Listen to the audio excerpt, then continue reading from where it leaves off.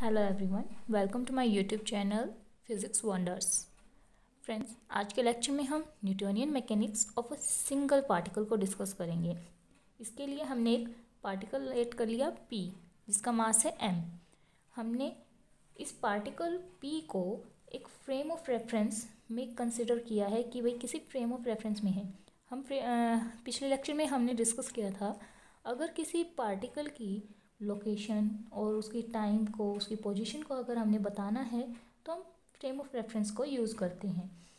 और हमने पिछले लेक्चर में बताया भी था कि न्यूटोनियन मैकेनिक्स सिर्फ इनर्शियल फ्रेम ऑफ रेफरेंस में ही एप्लीकेबल होते हैं। तो हमने यहाँ पे ये एक इनर्शियल फ्रेम ऑफ रेफरेंस लेट कर लिया है। कार्टेशियन कोऑर्डिनेट्स हैं इसकी एक्स एक्सिस ये वाला, और ये वाई एक्सिस, और ये जेड एक्सिस। ये एक्सिस आप अपनी मर्जी से कुछ भी चेंज कर सकते हो। मान ले इसको y ले लिया तो आप इसको x ले लो और इसको z ले लो। ओके, तो अगर इस पार्टिकल का ये हमारा ओरिजिन O है, इस पार्टिकल की अगर हमें पोजीशन को डिफाइन करना है तो हम इस फ्रेम ऑफ रेफरेंस से, इसका ओरिजिन से इसका डिस्टेंस लेके चलेंगे। लेट कर लिया हमने, ये इसका डिस्टेंस है r वेक्टर से डिनोट करेंगे हम इस पार्टिकल का डिस्टेंस ओरिजिन से। So here r is a position vector.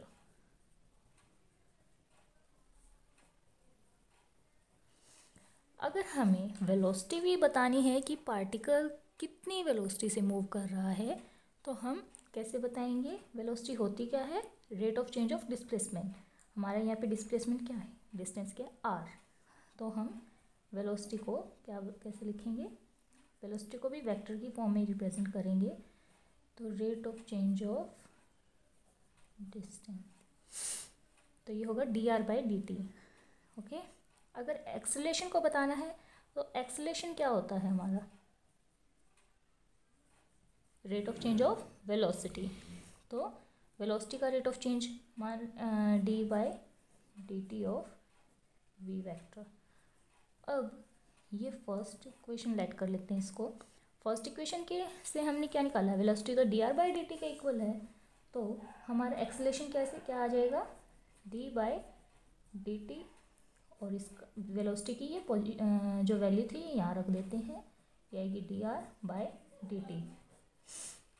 सो इसको अगर ओपन करेंगे तो ये बन जाएगा d2r/dt²। ये होगा हमारा एक्सेलरेशन की वैल्यू। ओके, इसको नाम दे देते हैं सेकंड इक्वेशन। अब न्यूटोनियन मैकेनिक्स का यूज़ करके हम किसी कंजर्वेशन लॉज, पार्टिकल जो मोशन में है उसके लिए कंजर्वेशन लॉज को प्रूव करेंगे। ठीक है, सो फर्स्ट लॉ क्या लेके चलते हैं हम? Conservation of linear momentum.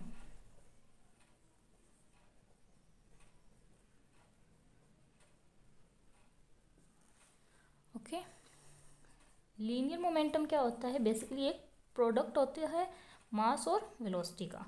कोई भी पार्टिकल है, उसके मास और वेलोसिटी की प्रोडक्ट को हम लीनियर मोमेंटम बोलते हैं। ठीक है, अब हमने इस ये दिखाना है कि लीनियर मोमेंटम है वो हमारा कंजर्व्ड होगा। तो ये कैसे दिखाएंगे? न्यूटन्स सेकेंड लॉ का यूज़ करेंगे। इस लॉ को प्रूव करने के लिए हम न्यूटन सेकेंड लॉ का यूज़ करेंगे। According to Newton second law,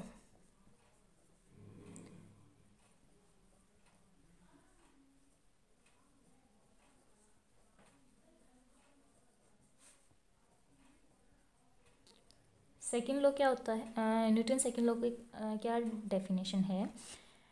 force हमारा rate of change of linear momentum के इक्वल होगा। ये था न्यूटन सेकेंड लॉ। तो इसको मैथमेटिकल फॉर्म में कैसे लिखेंगे हम? हमारी फोर्स क्या होगी? Force is equal to, momentum को हम p से डिनोट करते हैं, तो ये आएगा dp/dt, rate of change of momentum. इसको बोल देते हैं हम third equation. Okay, we have p is equal to mv, mass into velocity. अगर पी की वैल्यू हम यहाँ फर्स्ट इक्वेशन में पुट कर देते हैं तो क्या आएगा हमारा, फोर्स क्या आ जाएगी, d/dt of M we.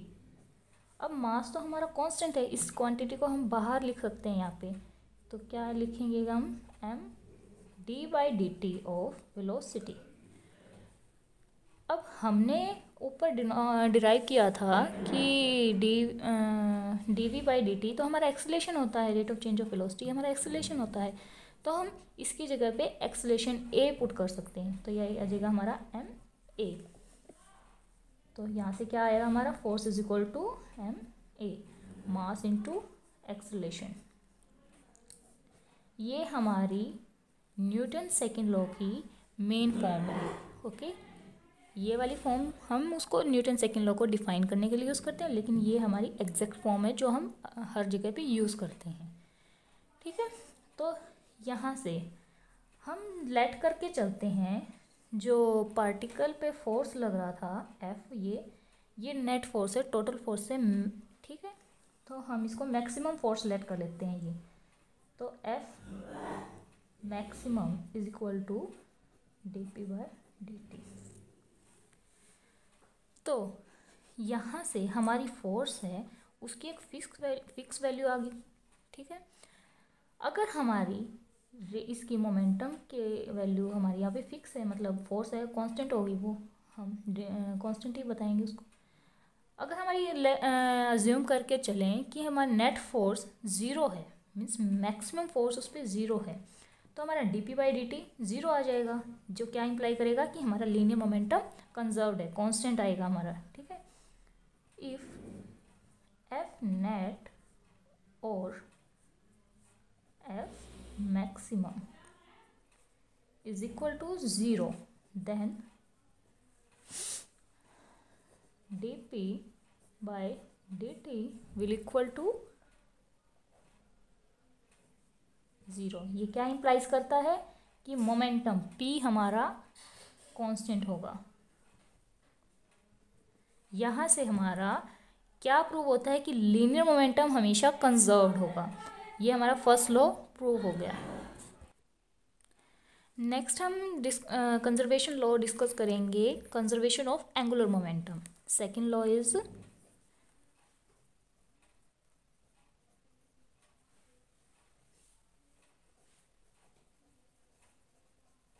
Angular momentum.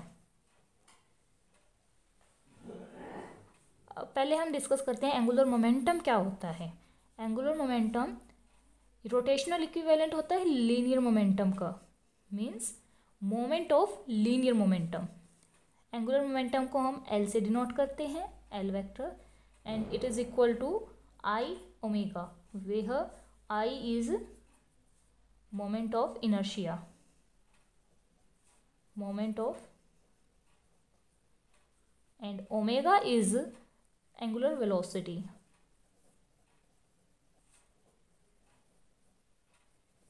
इसको हम आर क्रॉस पी की फॉर्म में भी रिप्रेजेंट करते हैं, R vector cross P vector, जहाँ पे आर क्या होता है हमारा पोजीशन वेक्टर एंड पी होता है लीनियर मोमेंटम वेक्टर। ओके, ये देखिए हम इसको rotational equivalent of linear momentum होता है, मीन्स लीनियर मोमेंटम को हम लीनियरली डिस्कस करते हैं। इसमें जब कोई पार्टिकल मोशन में होता है, रोटेशनल मोशन में होता है, तो डिस्कस करते हैं। लाइक यहाँ पे दो पार्टिकल्स हैं, मीन्स पार्टिकल तो एक ही है, ये P1 ये है P पार्टिकल किसी टाइम T पे। ठीक है, ये कुछ टाइम बाद इस पॉइंट पे होगा, लाइक इस पॉइंट को हम P1 बोल देते हैं T टाइम पे, और इसको बोलेंगे P2 at time T। Okay, इन दोनों का जो रिजल्टेंट होगा वो इनके बीच में लाई करेगा, जिसको हम बोलेंगे P। ठीक है, ये ओरिजिन से, ये एक्स एक्सिस है और ये वाई एक्सिस, ओरिजिन से इस P पार्टिकल का डिस्टेंस है हमारा R वेक्टर। अब रोटेशनल मोशन में है, लाइक रोटेशन कर रहा है, तो हर जगह पे सेम डिस्टेंस होगा। ठीक है, तो हम इसको, ये वाला डिस्टेंस भी क्या आएगा हमारा R वेक्टर। ये एंगल क्या होगा हमारा, ये एंगल होगा थीटा एंगल। ठीक है, सो हम लेके चलते हैं L is equal to R vector cross P vector. हम डिफ्रेंशिएट करेंगे, इसको हम बोल देते हैं इक्वेशन नंबर फर्स्ट।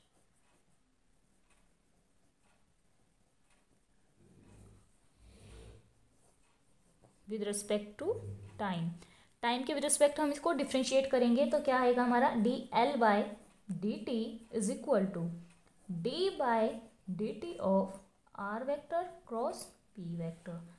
अब R cross P like you cross V होता हमारा, D by D T you cross we का निकालना होता, तो हम क्या कैसे निकालते, फर्स्ट हम पहले हम डी एक का डेरिवेटिव करते और दूसरे को कांस्टेंट रखते, फिर दूसरे का डेरिवेटिव करते और उसको पहले वाले को कांस्टेंट रखते, दोनों के बीच में ऐड का साइन आता हो।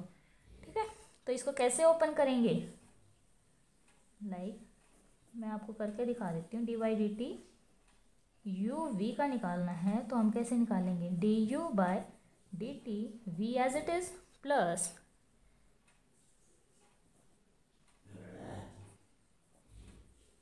यहाँ पे लिखना था u as it is. Okay, तो इस इक्वेशन को सेकंड बोल देते हैं, इसको इक्वेशन सेकंड। कैसे खोलेंगे हम, D L therefore D L by D T will equal to D R by D T cross, यहाँ पे क्रॉस प्रोडक्ट, यहाँ पे डॉट था, अगर हम डॉट का करते हैं तो डॉट आएगा, या अगर यहाँ पे क्रॉस लेके चलते हैं तो यहाँ भी क्रॉस आ जाता। ओके, तो अगर यहाँ पे क्रॉस था हमारा आर क्रॉस पी, तो यहाँ पे भी क्रॉस में ही लेके चलेंगे हम, तो ये आएगा D R by D T cross P vector plus R vector cross D P vector by D T. Okay, अब हमने पहले डिस्कस किया निकाला था हमने पिछले वाले कंजर्वेशन ऑफ लीनियर मोमेंटम में कि मोमेंटम कैसे रिप्रेजेंट करते हैं, मास इनटू वेलोसिटी। ठीक है, और वेलोसिटी को कैसे लिखा था, पिछले वाले उसमें हमने क्या सेक्शन में क्या निकाला था कि वेलोसिटी क्या थी हमारी, rate of change of displacement, इसको कैसे डिनोट किया था, D R by D T. Okay, और न्यूटन सेकेंड लॉ के अकॉर्डिंग हमने फोर्स को क्या बताया था, D P by D T. ठीक है, फिर इन दोनों इक्वेशंस को हम इस वाली इक्वेशन में यूज करेंगे, इसको नाम देते थे third. Using these values in equation third we get, क्या आएगा हमारे पास, D L vector by D T will equal to D R by D T, क्या था हमारे पास वेलोसिटी, जिसको हम वी से रिप्रेजेंट करेंगे, तो V cross mass moment P की वैल्यू क्या थी हमारे पास, mass into velocity M V. ठीक है, plus R vector cross D P by D T, क्या निकाला हमने, फोर्स के इक्वल रखा, तो यहाँ से एफ के इक्वल रखेंगे।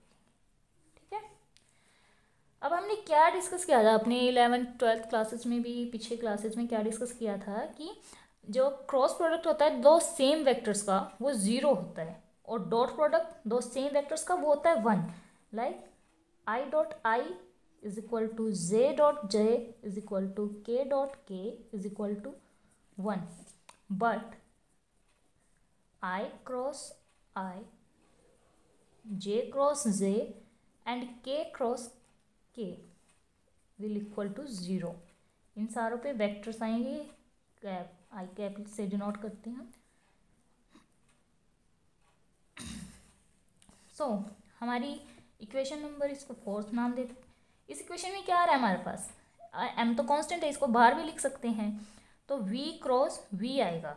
तो हमने क्या डिस्कस किया कि दो सेम वेक्टर्स की प्रोडक्ट 0 आती है हमारे पास, तो क्या आएगा यहाँ से, D L by D T will equal to 0 plus R cross F. तो यहाँ से क्या आ गया हमारे पास, D L by D T R cross F. इसको नाम दे देते हम, इसको क्या बोलेंगे, टॉर्क, एक्सटर्नल फोर्स।